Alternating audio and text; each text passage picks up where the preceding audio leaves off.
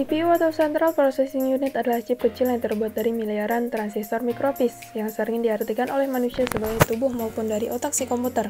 Karena CPU merupakan di mana tempat semua data diproses sebelum kemudian dikeluarkan kembali sebagai output melalui hardware lainnya.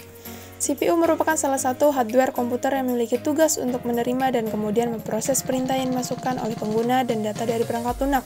Karena merupakan pusat pengolahan data dalam sebuah komputer, CPU sering disebut juga sebagai prosesor. Cepat atau lambatnya kinerja dari sebuah komputer cukup ditentukan oleh kualitas dan teknologi dari CPU yang digunakan. Fungsi dari CPU yaitu yang pertama menjalankan pemrosesan informasi pada komputer. Salah satu komponen terpenting yang ada di dalam sebuah komputer adalah komponen informasi. Komponen informasi ini dapat diproses oleh sebuah komputer dengan menggunakan fungsi dari sebuah prosesor yang akan memproses segala bentuk informasi yang dimiliki oleh komputer dan juga memproses informasi yang dimasukkan ke dalam komputer. Semua pekerjaan pemrosesan informasi tersebut maka akan dihandle oleh prosesor. Fungsi yang kedua yaitu mengintegrasikan keseluruhan komponen internal komputer agar dapat saling bekerja sama. Komponen tersebut berupa komponen chipset, hard disk, RAM, VGA, dan sebagainya, sehingga keseluruhan komponen tersebut bisa bekerja sesuai dengan tugasnya masing-masing, saling terhubung dan terintegrasi satu sama lain. Fungsi yang ketiga yaitu mencegah terjadinya overlapping tugas pada tiap-tiap komponen komputer. Sebagai otak komputer yang memiliki fungsi dan juga tugas penting lainnya, yaitu mencegah agar tidak terjadinya overlapping pada setiap komponen komputer.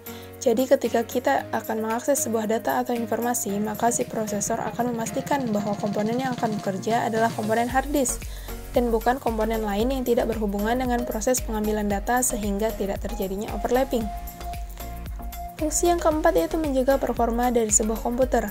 Semakin baik kualitas dan juga spesifikasi dari sebuah prosesor, semakin tinggi pula kualitas dan juga performa dari komputer tersebut. Semakin banyak inti pada sebuah prosesor dan juga semakin tinggi kecepatan prosesor tersebut, maka sebuah komputer akan dianggap menjadi lebih cepat. Fungsi yang kelima yaitu mengolah perhitungan algoritma dalam menjalankan perintah yang diberikan. Sebuah komputer akan berjalan dengan mengandalkan sebuah perhitungan algoritma. Perhitungan algoritma tersebut akan diolah dengan sedemikian rupa, hingga nantinya sebuah komputer bisa membaca apa yang diinginkan dan juga diperintahkan oleh user, sehingga fungsi utama dari komputer tersebut dapat berjalan dengan baik dan lancar.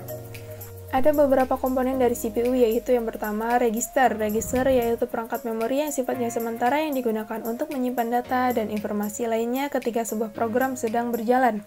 Register merupakan alat penyimpanan berukuran relatif kecil namun memiliki kecepatan akses cukup tinggi yang berfungsi untuk menyimpan data atau instruksi yang sedang diproses, yang dapat membantu CPU dalam melaksanakan instruksi. Komponen yang kedua yaitu Arithmetic Logic Unit, bagian dari CPU yang memiliki tugas untuk melakukan operasi aritmatika dan operasi logika berdasarkan instruksi yang ditentukan. ALU atau Arithmetic Logic Unit sering disebut juga sebagai mesin bahasa dengan bagian unit aritmatika yang memiliki spesifikasi tugasnya sendiri, dikarenakan pada bagian ini terdapat dua bagian yaitu bagian aritmatika satuan dan bagian boolean unit logika, yang mana masing-masing mempunyai spesifikasi pekerjaannya sendiri. Tugas utama dari ALU adalah melakukan semua perhitungan aritmatika yang terjadi sesuai dengan instruksi program. Komponen yang ketiga yaitu Control Unit. Tugas unit kontrol yaitu untuk mengambil perintah mengambil instruksi dari memori utama dan untuk menentukan sebuah jenis instruksi.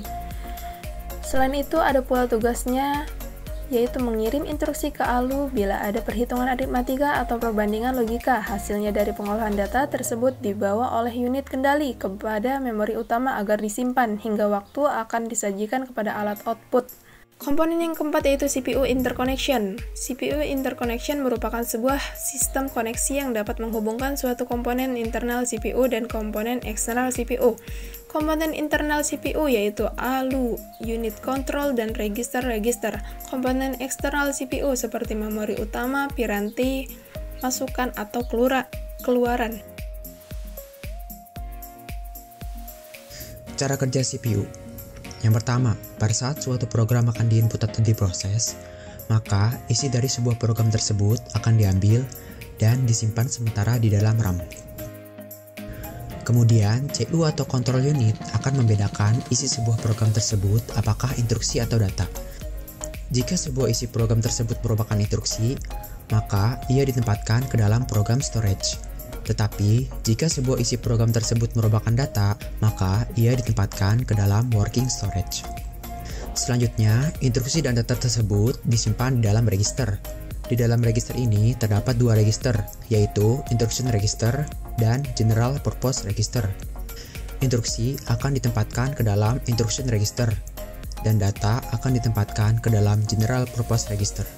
Bila instruksi merupakan perhitungan logika atau aritmatika, maka ia dibawa ke halu untuk diproses, yang kemudian hasilnya akan ditampung di dalam akumulator. Lalu, CU atau control unit akan mengambilnya kembali dan ditempatkan ke dalam program storage. Selanjutnya, control unit akan membawanya kembali ke dalam RAM, yang kemudian hasilnya akan ditampilkan ke alat output seperti monitor. Perkembangan CPU. Yang pertama, mikroprosesor 4004. Prosesor ini dimulai pada tahun 1971. Ketika Intel merilis prosesor pertama yang digunakan untuk mesin kalkulator Busicom. Dengan penemuan ini, maka terbukalah jalan untuk memasukkan kecerdasan buatan pada benda mati. Selanjutnya, mikroprosesor 8008 yang dirilis pada tahun 1972. Prosesor ini mempunyai kecepatan 2 kali lipat dari pendahulunya, yaitu 4004. Mikroprosesor ini juga merupakan mikroprosesor 8 bit pertama. Lalu pada tahun 1974, Intel sekali lagi merilis mikroprosesor seri terbaru, yaitu mikroprosesor 8080 yang berjalan pada 2 MHz dan pada umumnya dianggap menjadi rancangan mikroprosesor pertama yang benar-benar dapat digunakan atau bermanfaat. Generasi 1, yaitu prosesor 8086 dan 8088 yang dirilis pada tahun 1978. Prosesor ini merupakan CPU 16 bit pertama Intel yang menggunakan bus sistem 16 bit. Karena perangkat keras 16 bit seperti motherboard terlalu mahal pada saat itu, di mana mikrokomputer 8 bit adalah jenis yang standar, maka pada tahun 1979, Intel mendesain ulang CPU agar kompatibel dengan perangkat keras 8 bit. Generasi kedua, yaitu prosesor 80286, yang dirilis pada tahun 1982. Prosesor ini memiliki kemajuan relatif lebih besar dari generasi yang pertama. Salah satunya yaitu frekuensi clock ditingkatkan, dan kecepatan awal 6 MHz yang berunjuk bekerja 4 kali lebih baik daripada yang sebelumnya. Selanjutnya, generasi ketiga, yaitu prosesor 80386DX, yang dirilis pada tahun 1985.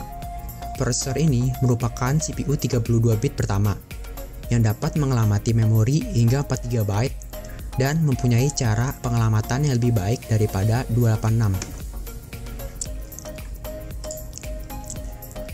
Generasi keempat, yaitu prosesor 80486DX, yang dirilis pada tahun 1989. Prosesor ini dapat bekerja 2 kali lebih cepat dari pendahulunya. Ini dapat terjadi karena pemrosesan instruksi x86 yang lebih cepat, terutama dalam mode RISC. Generasi kelima, yaitu Pentium Classic atau P54C, yang dirilis pada tahun 1993. Prosesor ini merupakan superskalar, yang berarti prosesor ini dapat menjalankan lebih dari satu perintah tiap tick clock. Prosesor ini juga dapat menangani 2 perintah tiap tick, yang sebanding dengan 2 buah 486 dalam satu chip. Generasi ke-6, yaitu Pentium Pro, yang dirilis pada tahun 1995.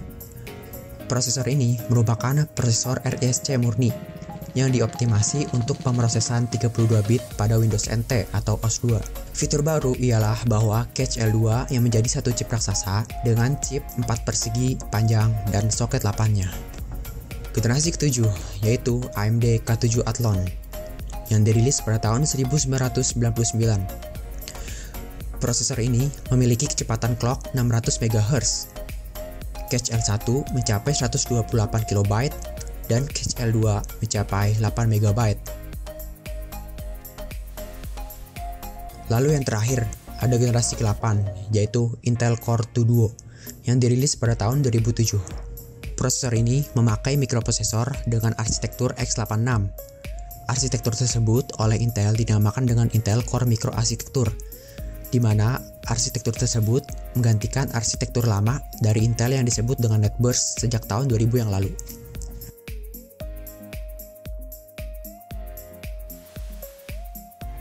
Perhitungan ALU. ALU atau Arithmetic Logical Unit adalah salah satu bagian atau komponen di dalam sistem komputer yang berfungsi melakukan operasi atau perhitungan aritmatika dan logika. Perhitungan dalam ALU menggunakan kode biner yang mempresentasikan instruksi yang akan dieksekusi dan data yang diolah. Rangkaian pada ALU yang digunakan untuk menjumlahkan bilangan dinamakan dengan adder. Adder digunakan untuk memproses operasi matematika. Adder juga disebut rangkaian kombinasional aritmatika. Terdapat 3 jenis adder, yaitu half adder, full adder, dan parallel adder. Half adder. Rangkaian half adder menjumlahkan 2 bit. Rangkaian half adder merupakan dasar bilangan biner yang masing-masing hanya terdiri dari 1 bit. Oleh karena itu dinamakan penjumlah tak lengkap. Half adder memiliki 2 masukan A dan B dan 2 buah keluaran S dan CY. Untuk perhitungan half adder bisa dilihat dalam tabel kebenaran berikut. Untuk logika S menggunakan XOR dan untuk CY menggunakan AND. Full adder. Full adder menjumlahkan 3 bit, yaitu 2 bit input ditambah dengan nilai carry out dari penjumlahan bit sebelumnya. Output dari full adder adalah hasil penjumlahan sum dan bit kelebihannya carry out. Input full adder dilambangkan A, B, dan C, di mana A dan B merupakan 2 bit yang akan ditambahkan dan C in merupakan carry out dari penjumlahan sebelumnya. Output full adder dinyatakan oleh S sebagai sum dan C out sebagai carry out. Jadi untuk full adder terdiri dari 3 buah input dan 2 buah output. Untuk perhitungan full adder dapat dilihat pada tabel kebenaran berikut. Untuk S sama dengan A plus B plus C. Untuk C out sama dengan AB plus AC plus BC. Parallel adder. Parallel adder adalah rangkaian full adder yang disusun secara paralel dan berfungsi untuk menjumlahkan bilangan biner berapapun bitnya, tergantung jumlah full adder yang diparalelkan. Prinsip kerja dari parallel adder adalah sebagai berikut. Penjumlahan dilakukan mulai dari LSB-nya. Jika hasil penjumlahan adalah bilangan desimal 2 atau lebih, maka bit kelebihannya disimpan pada C out. Sedangkan bit di bawahnya akan dikeluarkan pada sum. Begitu seterusnya, menuju ke most significant bit atau MSB-nya. Contoh parallel adder. Anggap ada 2 buah register A dan B. Masing-masing register terdiri dari 4 bit biner A3, A2, A1, A0, dan B3, B2, B1, B0. Penjumlahan dari kedua register itu dapat dinyatakan sebagai berikut. Untuk gambar rangkaian dapat dilihat sebagai berikut. Korelasi struktur CPU dalam Islam. Nabi SAW bersabda, yang artinya perumpamaan orang-orang yang beriman dalam hal saling mengasihi, mencintai, dan menyayangi bagaikan satu tubuh. Apabila ada salah satu anggota tubuh yang sakit, maka seluruh tubuhnya akan ikut terjaga dan panas atau turut merasakan sakitnya. Hadis riwayat Bukhari nomor 6011 dan Muslim nomor 2586. Jadi, apabila kita bisa menjaga struktur CPU kita dengan baik, maka seluruh bagian CPU akan terjaga dengan baik pula.